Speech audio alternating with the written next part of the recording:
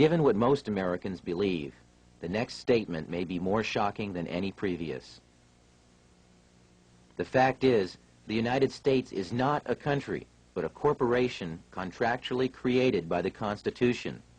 Your state is a country, per the law, and your original citizenship is of that country.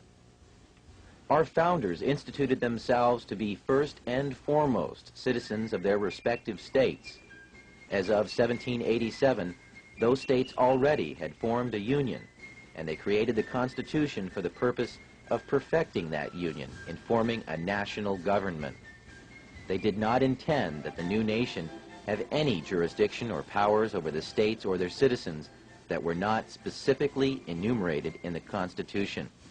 They stated this point quite clearly in Article 1, Section 8, Clause 17 of the Constitution. They granted the United States exclusive legislation in all cases whatsoever over such district not exceeding 10 miles square as may become the seat of the government of the United States, our District of Columbia, and to exercise authority over all places purchased by the consent of the states. And that is all. The framers further secured the rights of the people with the 9th and 10th Amendments in the Bill of Rights. In the 9th, they established that the enumeration in the Constitution of certain rights shall not be construed to deny or disparage others retained by the people. And in the 10th, they made clear that the powers not delegated to the United States by the Constitution, nor prohibited to the states, are reserved to the states respectively, or to the people. The only way the federal government can have any jurisdiction beyond these constitutional clauses is by written permission or contract. Which leads us to another piece of the puzzle, the 14th Amendment to the Constitution, ratified in 1868 following the Civil War. As barbaric as it may sound today, the black slaves, prior to the conclusion of the Civil War, were legally considered to be property, with none of the rights or privileges of free-born people, only duties. The money interests took advantage of America's desire to free the slaves and found a way to use the swiftly adopted post-war constitutional amendments to enslave all of the people. The deceit is in the wording of both the 13th and 14th Amendments. You will note that the 13th Amendment provides that neither slavery nor involuntary servitude shall exist within the United States. But why the emphasis on involuntary servitude? Isn't it the same thing as slavery? Sure it is. But they had to mention the concept of involuntary servitude because they wished to retain another type of slavery, voluntary servitude. Voluntary servitude is an ancient and established concept. It was the way serfs became subjects to their lords during feudal times in England and other European countries. It was a way for free men to earn a living at a time when all property was held by a select few, and thus anyone who wanted to farm and support their family had first to agree to be subject to a lord of the land. Our forefathers hated this concept and designed our Constitution to exclude titles of nobility, making all Americans sovereign. The 14th Amendment turned the intention of the founders on its ear by making voluntary servitude a requirement for former slaves to gain the rights already guaranteed to free-born United States citizens. When the slaves were released from their involuntary servitude following the war, their status was changed from that of being property to that of being a person. But being a person still entitled them to none of the rights associated with citizenship. So the 14th Amendment ostensibly was written to provide the former slaves with the same constitutional rights of free-born American citizens, but only if they agreed first to become subject to the jurisdiction of the corporate United States. Making oneself paramountly, that is, first subject to the jurisdiction of the laws of the United States, however, limits access to parts of the Bill of Rights, as we'll explain in a moment. But first remember, anyone who voluntarily subjects himself to the laws or jurisdiction of another is, in every way, obligated to abide by the terms of any contracts or laws established by whomever establishes the rules of the contract. In simple terms, This meant that the former slaves became subjects first to the United States, and secondly to the state in which they lived. They had no sovereignty whatsoever.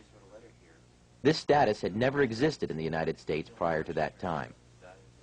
The 14th Amendment created a new class of citizenship in the United States, a second-class citizenship.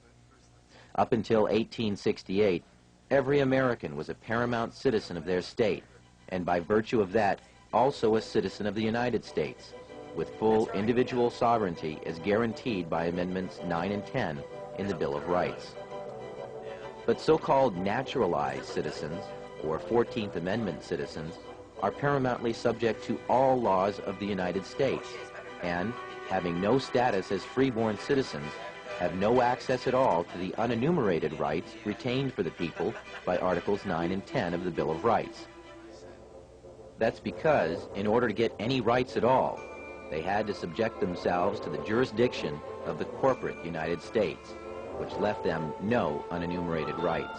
The only rights they had were those specifically written into the Constitution. The sad tragedy of America today is that all U.S. citizens, regardless of race, are now 14th Amendment slaves due to contracts with the government of the United States through Social Security, birth certificates, driving licenses, citizenship statements, tax forms, and many other documents. The true paramount citizenship that all Americans deserve is that of their respective state, which is a sovereign citizenship.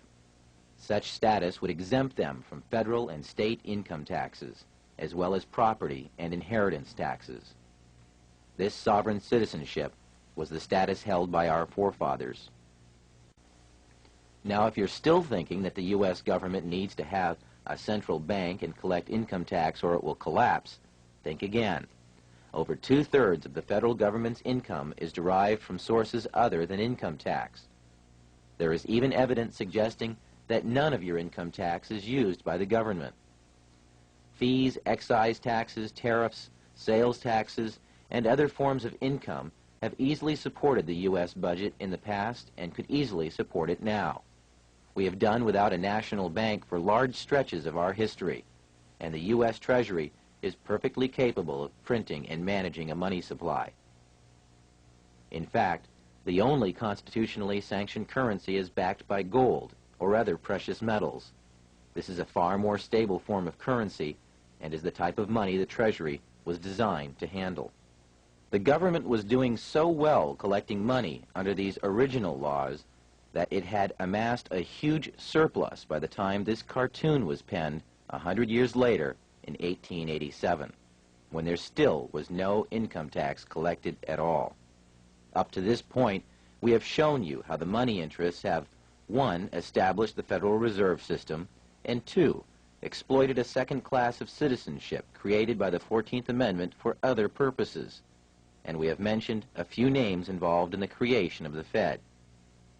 But there are other organizations working for our economic enslavement as well, along with other extremely rich and powerful international bankers.